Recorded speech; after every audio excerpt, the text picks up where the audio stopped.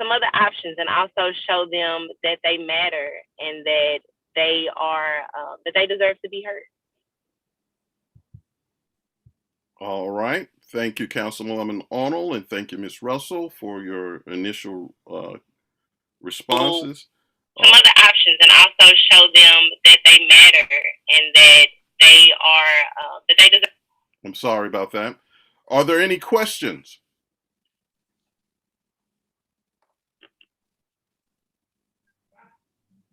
I see Mr. Wilson's hands up. Is that staying up, or you just took it down, sir? Just took it down. Just took it down. Okay. All right. While we're waiting on others to formulate a question, I have a question for the candidates, and we'll start with Ms. Russell this time.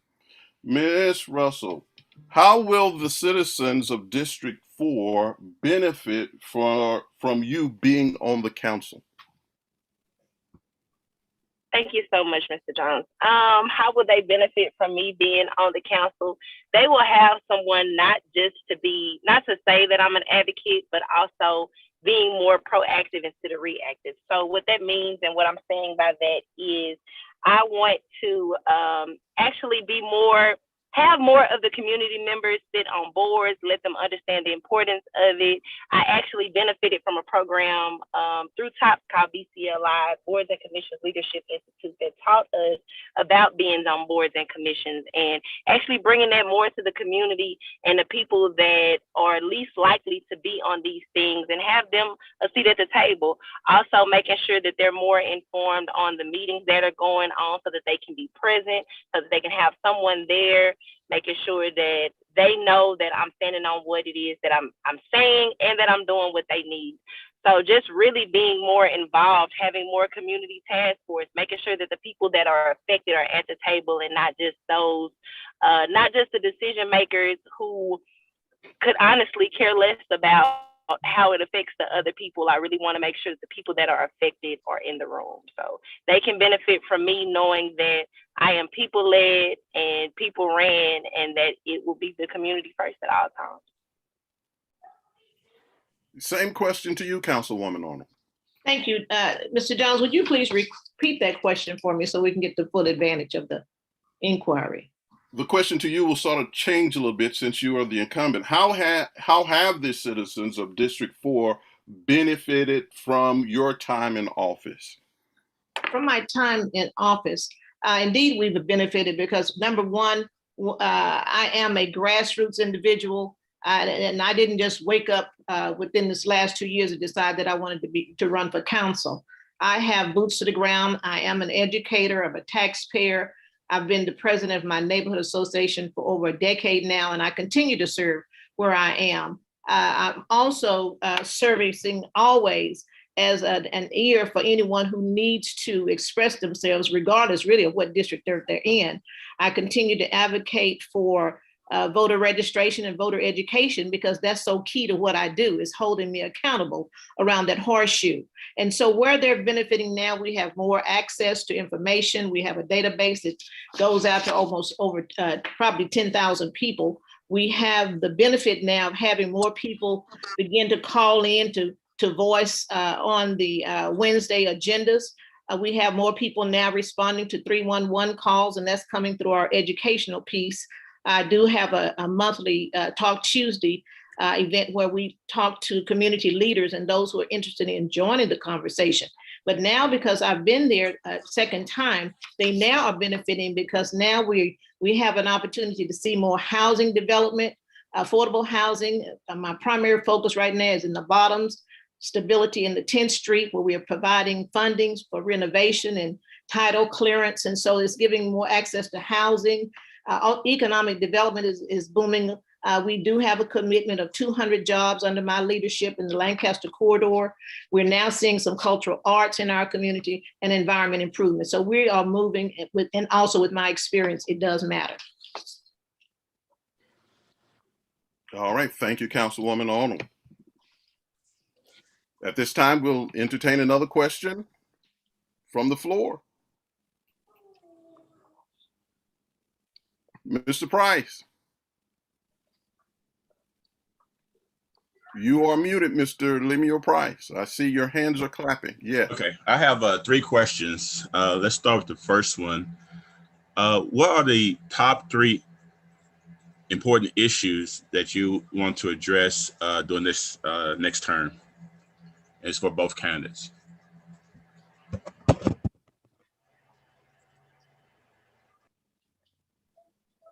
We'll start with Ms. Russell. No, it'll be Ms. Arnold. I'm sorry. All right. I would say, first of all, the most pressing that's key to our success is that of beyond getting educated and engagement. It was going to be, first of all, redistricting. Then I would say public safety. And then, of course, the whole notion of quality of life as it relates to development of infrastructure that will boost and be a catalyst for economic development and the other quality of life initiatives that we need. Thank you, Ms. Arnold. Ms. Russell? All right. Actually, right now, I feel that, we're in a pandemic and we are trying to come out of it. So making sure that people have access and aren't taken away from where they currently live. So a rent moratorium. I believe that we hit public safety always is an issue in our district and something that is most important. And also affordable housing, making sure that people are able to understanding that the medium and the cap and where they feel like how do I want to put this? What they're saying, they're building affordable housing around the 68,000 is not what our community is making. It's not what the people is making, and just making sure that we are making this a part of life and understanding that people need to be able to afford affordable housing. They need to be able to have the proper resources, et cetera. So those are my top. Thank you, Ms. Russell. Your next question, Mr. Price. Okay, this one, Councilman Arnold kind of touched on it. This will be a redistricting year. So can you outline or explain what the process that the city of Dallas followed during the redistricting process, and how can citizens and organizations be involved in the process? I believe Ms. Russell should answer this question first.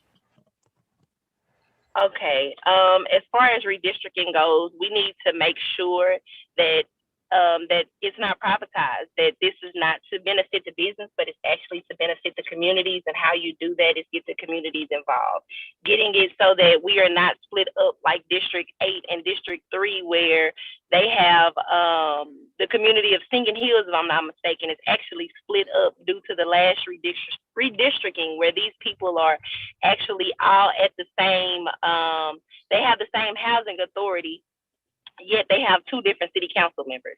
So making sure that communities are not split in 2, making sure that we are actually doing this to benefit the community and not big organizations who feel like, oh, this is prime real estate or this is prime for commercial properties and things like that. So how you get organizations involved is letting them know the importance right now, letting them know that this is redistricting year, making sure that they have a seat at the table, making sure that they come in and are actually talking about listening to what the other council members want and the other people where they're trying to move the lines, and actually speaking on how that affects the community. If they move it a certain way, how that's going to split up certain communities, and advocating and fighting against it.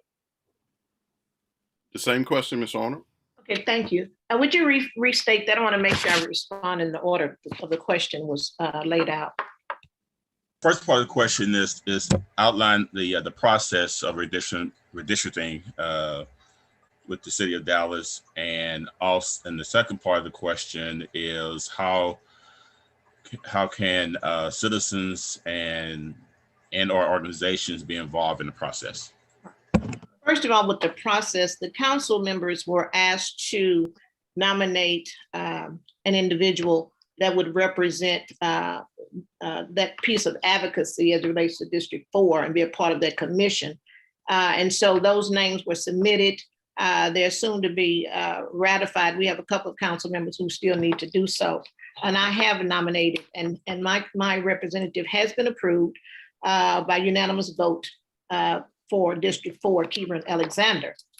And you want to get those individuals who are experienced and knowledge. You want individuals who are mature. You want individuals who understand the data and understand the impact. So those things pretty much guided all of us. I think in terms of us holding them accountable, what I understand right now is it pretty much is going to be in the hands of that redistricting commission. We've been told that, by law, we cannot speak to our commissioners. And so our hands will not be in that, but we will give guidance in terms of making sure that all resources that are available to those commissioners will be readily used, and so that our community can be engaged and can be responsive to the needs of addressing this particular formulation of districts as we move forward. Thank you. Thank you, Ms. Arnold. Your third question, Mr. Price? Third question. So we just finished late last month, we experienced a severe weather storm where a lot of houses had an extended road and blackout.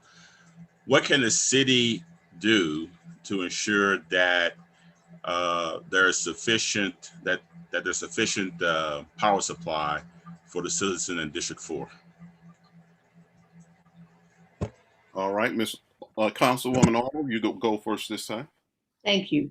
The matter as it relates to the power supply definitely in terms of the algorithms and all that goes into the distribution, all of that pretty much is in the hands of the state.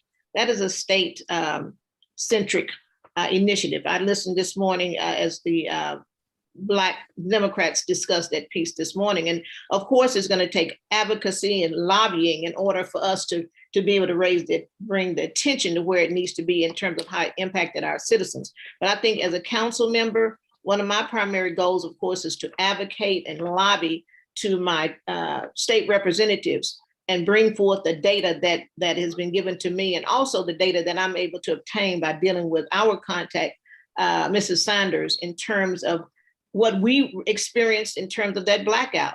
But we have to take our advocacy to that state level, because right now they are in a quandary as a state, just how they're going to resolve this issue so it doesn't happen again. Thank you, Ms. Councilwoman Arnold. Ms. Russell, same question. Yes. Thank you. So first thing that I want to say is that something similar happened 10 years ago in 2011, and our government did absolutely nothing. What I'm realizing right now is that yes, we have to advocate, and these things are extremely important right now. We're talking about what we can do in the future, and there are still people that do not have water. So right now we need to make sure that we're advocating and going out here and working for the people that still do not have any type of water. What I've been doing is going out and giving people water through through nonprofit organizations who've been getting it and going out there and doing the work, actual boots on the ground, helping people. And also there have been some organizations and different people in the community that know plumbing that have been going out and trying to help people until they are able to get the proper things that they need for their homes. I apologize that I'm stumbling over my words right now. What needs to happen is that the state needs to understand how big of a problem this was, because there were a lot of places they said that this was supposed to be rolling blackouts everywhere. And I have actual proof that this wasn't happening everywhere, while our district was suffering quite harshly with the power outages and things like that. There were different communities that had no power outages, that while they said it was supposed to be everywhere, it was not. So we need to advocate that our community is treated like everyone else, and that they get the resources that they need, and that we do not deny them access to things like water and power. Thank you, Ms. Russell. All right. Are there any, Mr. Wilson? I see that your hand is up. Please unmute your phone. Thank you. Good morning. We're 6 months into the current budget. My question to you is, what was not addressed in this previous budget? The next fiscal year. Could you repeat that question, Mr. Wilson? You were breaking up.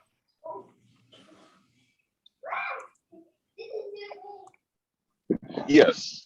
My question was, we're 6 months into the current fiscal budget. What was not addressed for District 4 in this past budget that needs to be addressed in this current one, and how and what are you doing to make sure that's addressed? All right, Ms. Russell, you are going first on that question. Okay, you said what was not addressed in this previous budget and what needs to be addressed in the current budget. I feel like every time we address things on the budget, we talk about where the money needs to go, but we do not identify the underlying problems that do not help the budget go to its fullest potential. And what I mean by that is I realized that there was some money taken from places. I know that they just did the defunding of the police, but then they came back and gave them all raises and things like that. But while we're taking money, we are not putting it in the right places, is what I'm seeing. And I feel that what needs to happen in this next term is there needs to be some more understanding of the problems that are going on, and like going into housing and things like that, understanding how it's not working. Going into understanding how we can keep putting money into housing, into public housing, but until we fix the problems in public housing, how it's truly not affordable, we're not getting to the root problem, and all we're doing is putting money into something that's never going to fully work. So everything that's happening, we need to do better education, and we need to advocate for the money to go where it needs to actually work. Thank you, Ms. Russell. Same question to you, Councilwoman Arnold. Thank you.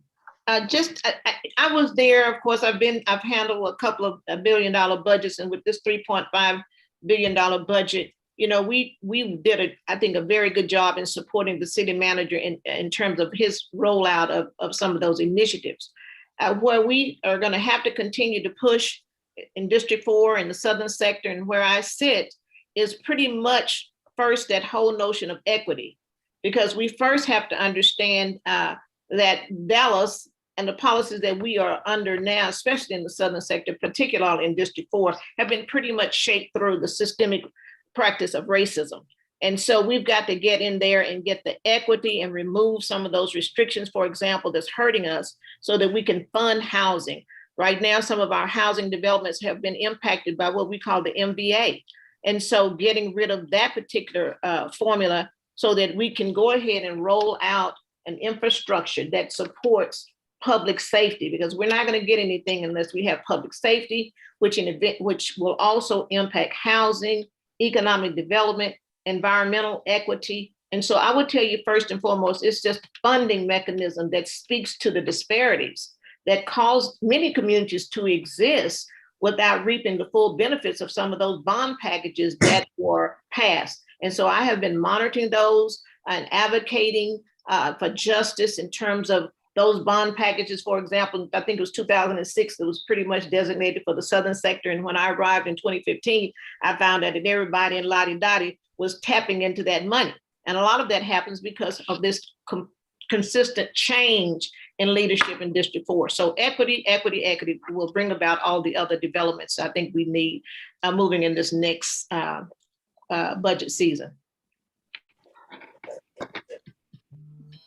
Thank you, Councilwoman Arnold. Let me check and see. Are there any other questions? Mr. Wilson, your hand is up for an additional question. Yes, sir. Yes. Can you hear me? Yes, please go forward. All right. My next question is, we understand that the city of Dallas is a city manager form of government. Based upon the current issues in your district, what are you doing? Well, first of all, first question is, what is your take on the performance of the current city manager? And what are you doing to help or force the city manager to address the number one issue in your district? All right. That question should go to Councilwoman Arnold. Thank you. Thank you. I strongly support the charter. The charter outlines the duties of the council members, the mayor, and the other staff. I support Mr. T.C. Broadnax. I think he's an extremely highly intelligent African-American man, and I'm proud to serve him and work with him. And it is because of his programming and his maturity and understanding that he was not here just to be another Black man. He is the guy who introduced the whole notion of equity, and I support him for that. And because of his take on equity and the use of equity lenses, you're seeing the benefit in District 4. So with my advocacy and his support, we now have the $750,000 housing renovation at 10th Street. I pushed for another $250,000 so that they would be able to, homeowners would be able to clear their titles. I also was able to push 15-0 vote so that we could stop demolitions in 10th Street. And so you also see another $3 to $10 million in infrastructure going in the bottoms right now with housing and streets and alleys and also internet. You're seeing the advocacy of a Black man who has the votes support of at least 8+ council members, so that we can now see a clinic, a community clinic in Glendale Shopping Center. And I'm so proud to be able to bring that news to our community, to an underserved, not very healthy community is what we hear from Parkland and those officials there. Thank you. Thank you, Councilwoman Arnold. Ms. Russell, the same question. Could you ask me the question one more time, please?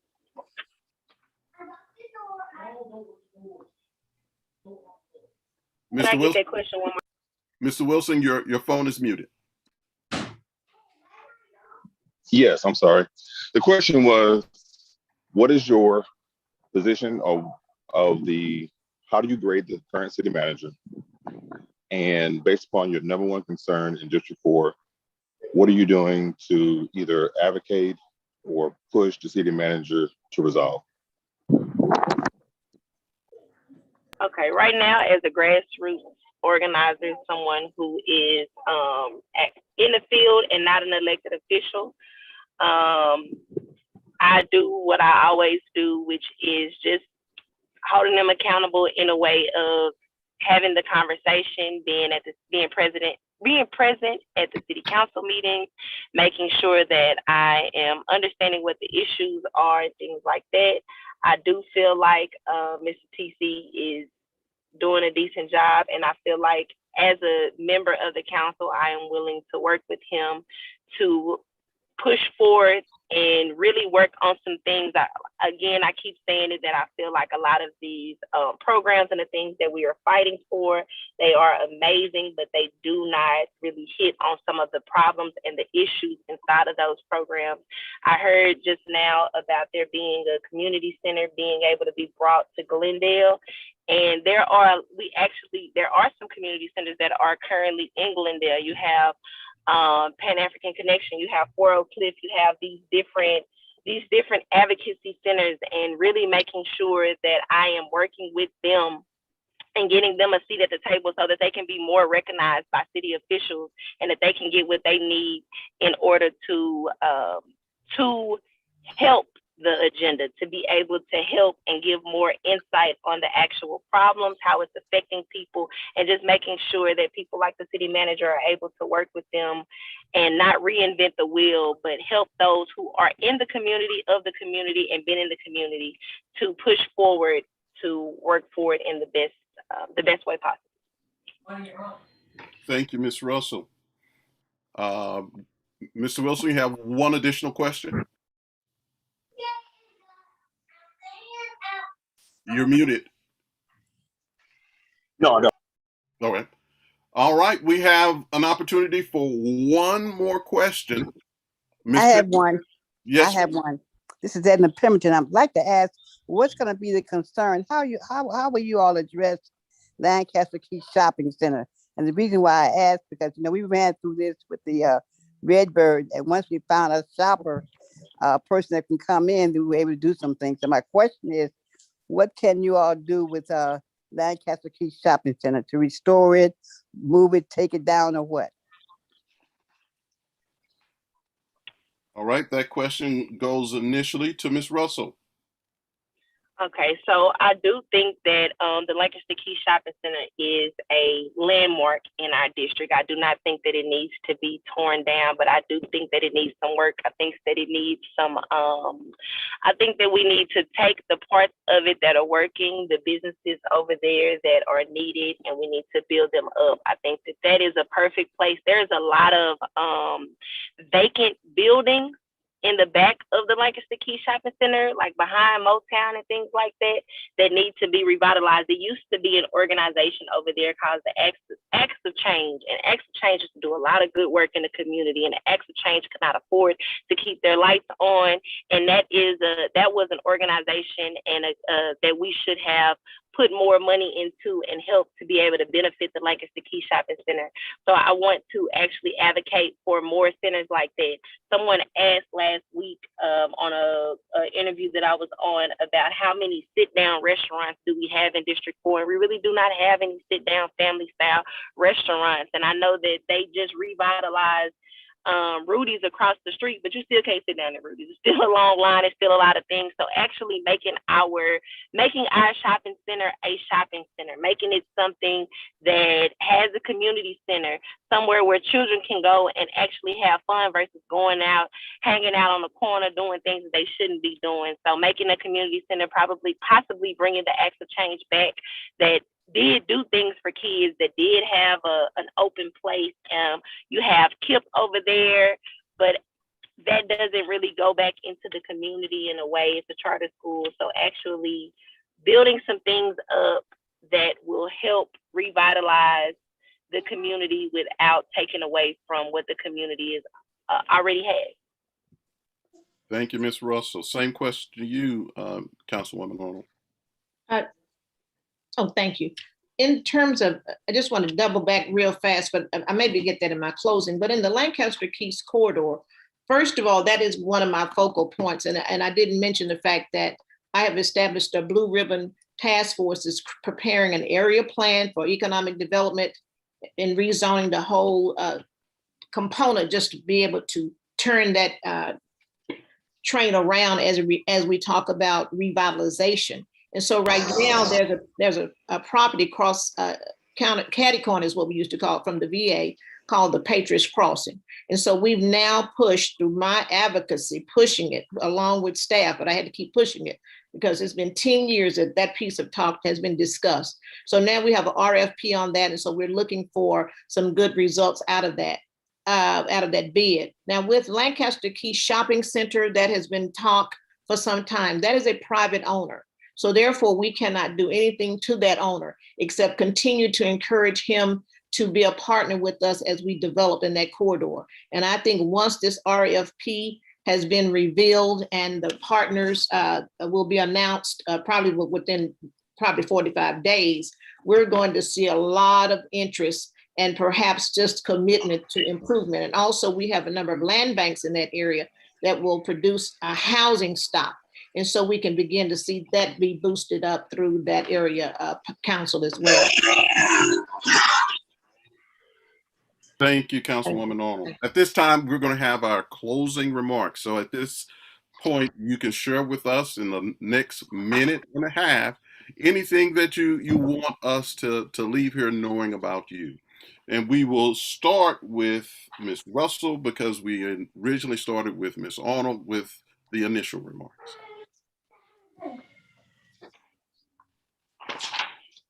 All right. Again, thank you guys so much for your time. I really wish that I would have gotten the information a little sooner. I wish that we could have had all of the candidates on here so that you guys can fully get an understanding of everyone and give them a seat at the table. But I do appreciate the time that you guys have given me today.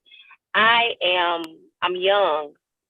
And I understand and I appreciate those that have come before me, but I do believe that there is time for a change. I do believe that I am teachable, that I am willing to learn a lot of things. Yes, it is great for people to already have experience and to be out there and they can say all day what they are doing and things like that. But I really want to be someone that can be held accountable. I am someone that can be held accountable. I am someone who is truly has a heart for the community and wants to go in here with the community on my back. And I really want to make sure that you guys understand that there is some change that needs to come, and there needs to be some people that are willing to be the change and also willing to not conform, but really just do the best at all costs. I will not just be a city councilwoman for Dallas, for District 4, but for all of Dallas, to advocate for everywhere and for everyone in their needs. And I thank you guys again for everything. Thank you, Ms. Russell. Councilwoman Arnold, it's your time now. Thank you again. It's always an honor, and it will indeed be an honor to have the endorsement of PVL. As I've stated, and so many of my predecessors have helped shape me to be who I am today, in addition to the fact that from a DNA standpoint, I've always been an advocate for grassroots, and I'm definitely grassroots before I was a councilwoman. And so I've paid those dues. I enjoy it, and I'm always going to fight. But I can tell you that, first of all, I am not here for a paycheck. I am here to pay it forward. I am very committed, and the constituents made a decision, and they made a decision 3 times now that they were supportive of the direction that I was willing to work with them to take as it relates to housing, economic development, public safety. My response there was to make sure we had an initiative through District 4 of Dallas 365 Safe, because we realize now that we're going to be prosperous in terms of where we're trying to go, and with the demands that we hear, we must be safe. And so that's first and foremost, getting folks engaged. And so as a result of my support with District 4 and with the different partners that we have in the city who have joined us, because District 4 is in dire need of seriousness. And so I stated earlier about a community center in Glendale Shopping Center. Let me rephrase that. It is a community health care facility with Dr. Dwelvis Edwards, who will be there taking care of the medical gap that exists in District 4. And so I'm very proud to have worked on that initiative. And as I stated, he will open up May 1st. Thank you so very much, and I'd appreciate having your endorsement. Thank you. We would like to thank both of you for participating in our candidate forum today. At this time, we're going to continue on with our Progressive Voters League meeting. You can choose to stay. We only have one item that we're going to address. We're receiving a report from Austin from Mr. Lemuel Price, who works for State Representative Yvonne Davis. He's going to provide us an update of the things that are going on in Austin. You can stay at this time, or you can go on to back to that which you were planning to do today. All right. Thank you so very much. And we will be listening while he gives his report. Thank you. Thank you. All right, Mr. Price, would you please provide us with our update from Austin?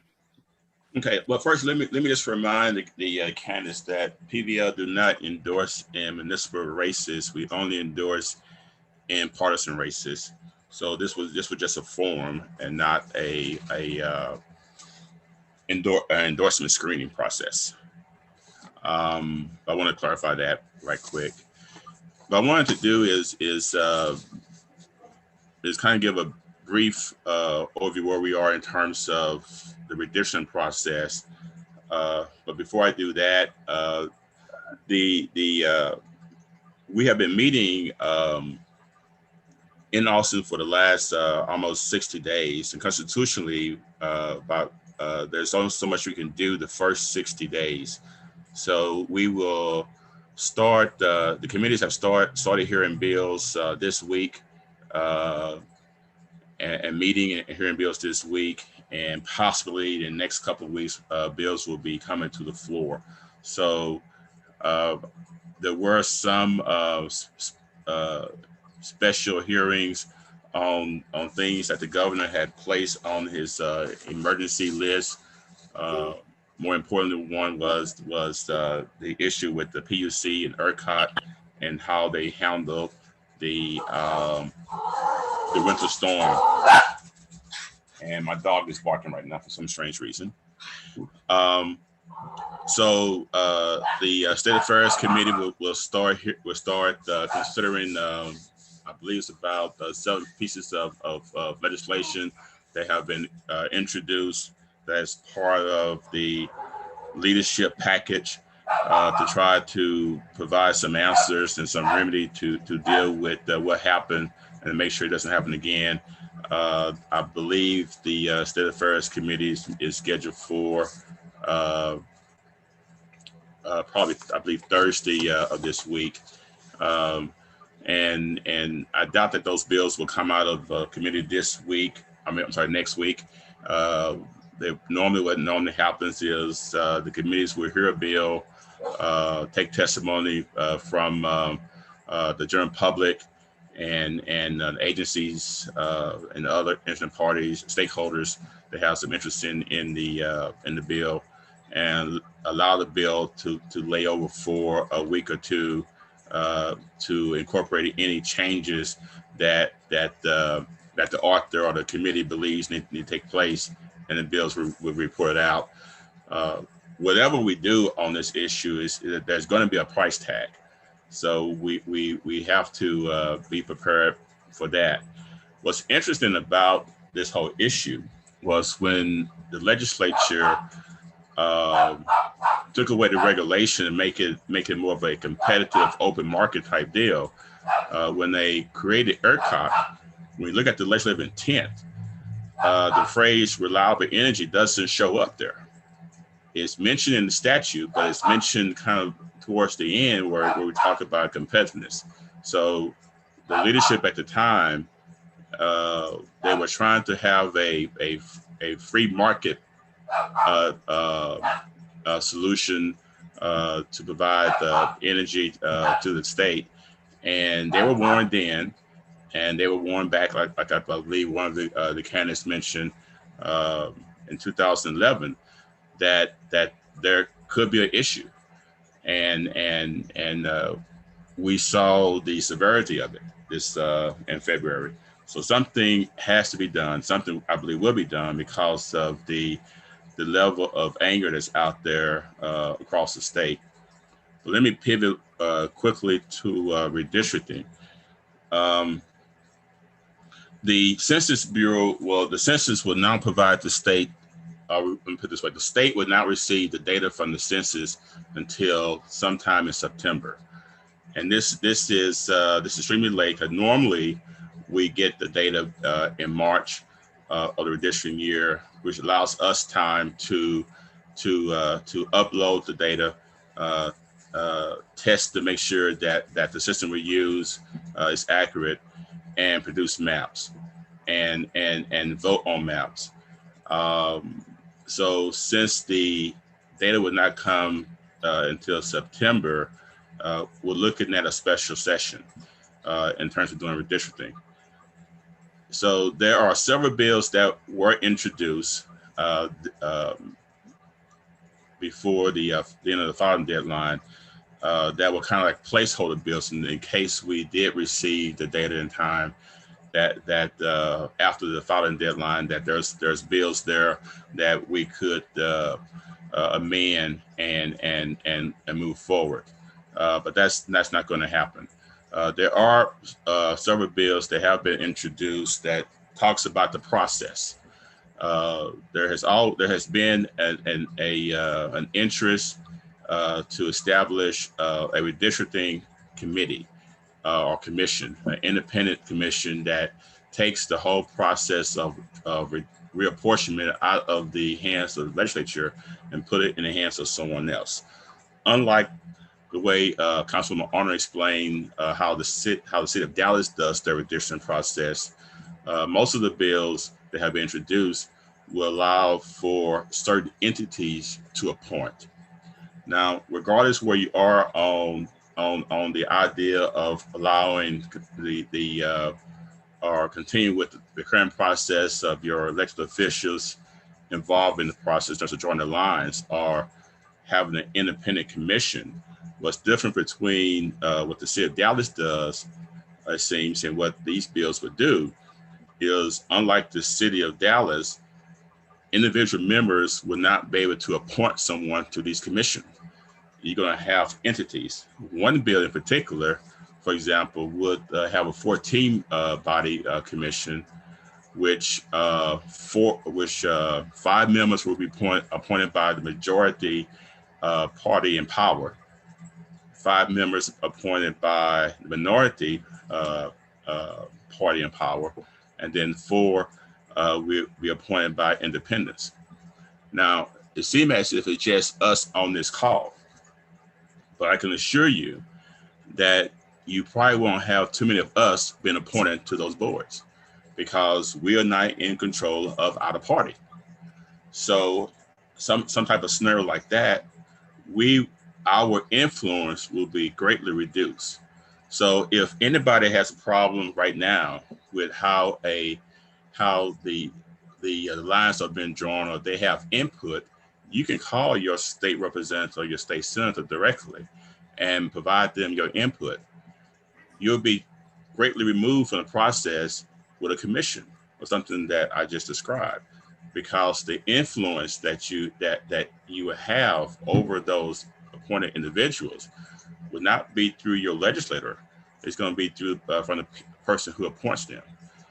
So that's something we might want to look at. Now, the House Redistricting Committee will be meeting, or we'll have a hearing this coming Thursday. And this will be another organizational meeting where they will take testimony from that will look at the demographics trends in the state, and we'll take testimony on how the process will move forward. And this is an invited testimony only. So as citizens, you can tune in and watch. And I will check with the chair, Dr. Jones, to see about sending out an email to the members with the information on how you can watch or view the hearing on Thursday, and hopefully we can get that out pretty soon. But that's pretty much where we are right now in terms of in Austin. You're going to start seeing some bills coming to the floor in the next couple of weeks, and if there are issues that you are concerned about, please contact your state representative, your state senator, to let them know. The Capitol did open back up a little bit in terms of allowing individuals to come into the Capitol. You still have to wear a mask, but you should be able to contact your state representative, your state senator directly at the district office, and maybe schedule a meeting with them there to express any concerns you might have. And if you have any questions, I'll try to answer those. All right. Thank you, Mr. Price. Are there any questions? All right. Having none, then we will be in contact with the membership regarding our next forum. There is a small possibility of having one prior to our next meeting, and we'll get back with you within the near future concerning that. But we would like to thank you. Yes, sir. Oh, yes, Mr. Wilson. Sorry, I was trying to unmute myself. I just want to add to what Mr. Lemuel said in terms of not only contacting your representative, but also contact those individuals that sits on those committees, okay, as well as your representative, and when you voice your concern. So that's all I wanted to add. Thank you, Mr. Wilson. And I'm quite certain in our next meetings leading up to the redistricting process, we'll be formalizing how we will be addressing any concerns or the multitude of concerns that are developing from this process. So let's all stay tuned. And we want to thank Mr. Price and Mr. Wilson for providing some input regarding the redistricting process. As always, we have our lifetime member on the line, and whenever he's present, I believe he's still on the line. Yes, he is. We always will provide the opportunity for him to speak to this organization, and that is none other than Dr. Jesse Jones. You're very kind. I just enjoyed the different points of view, and it brings back memories of the good old days. So it's good to see the names and some of the faces of the new members and some of those who've been around for a while. It's a very informative meeting. Thank you, Dr. Jones. So at this time, we want to say thank you to all of those who participated, and we will be back with you concerning future forums. So you all have a wonderful day. Thank you very much.